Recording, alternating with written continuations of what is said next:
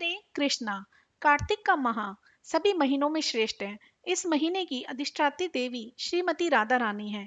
इस महीने हम जो भी आध्यात्मिक गतिविधि करते हैं वे श्रीमती राधा रानी को प्रसन्न करने वाली होती है। और अगर राधा रानी प्रसन्न हो तो भगवान श्री कृष्ण प्रसन्न होते हैं।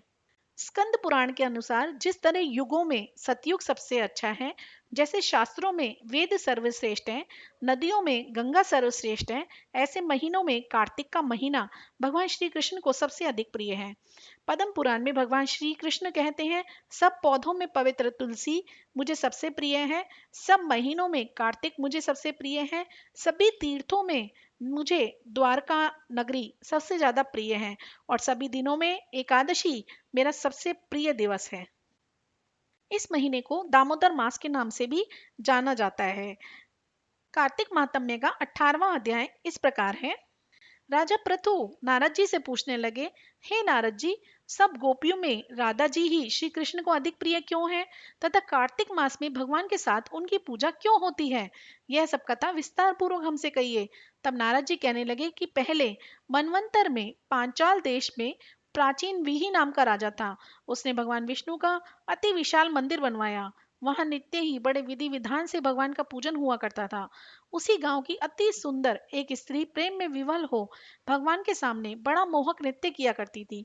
उसके मन में सदैव यही लालसा रहती थी कि वह इसी तरह भगवान के गले में बाहें डालकर नृत्य करती रहे। एक दिन उसने अपना समस्त द्रव्य लाकर गरीबों में बांट दिया और उसी मनोरथ में अपने प्राण त्याग दिए। दूसरे जन्म में वह सुंदर देवांगना बनी। एक दिन चंद्रकीर्ति नाम वाली वह देवांगना दर्पण में अपना अद्भुत रूप लावण्य देखकर मन ही मन कहने लगी कि सिवाय भगवान के मेरा और कोई पति नहीं हो सकता। ऐसा विचार कर भगवान की मूर्ति में अपना मन लगाकर नृत्य करने लगी।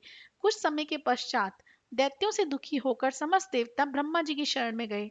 तब ब्रह्मा जी ने भगवान विष्णु के कृष्ण अवतार लेने का संपूर्ण वृत्तांत देवताओं को सुनाया और आज्ञा दी कि देवता ग्वाल बाल एवं देवांगनाएं गोपियों के रूप में जन्म लेकर भगवान की सेवा करेंगे।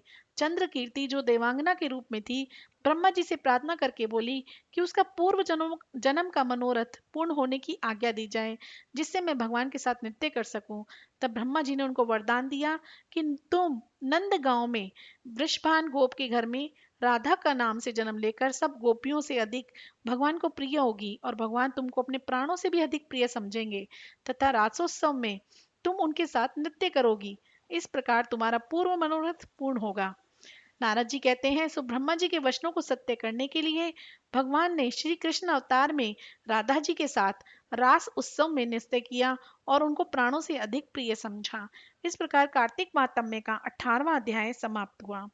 हरे कृष्णा कृष्णा कृष्णा हरे हरे, हरे राम राम राम हरे हरे।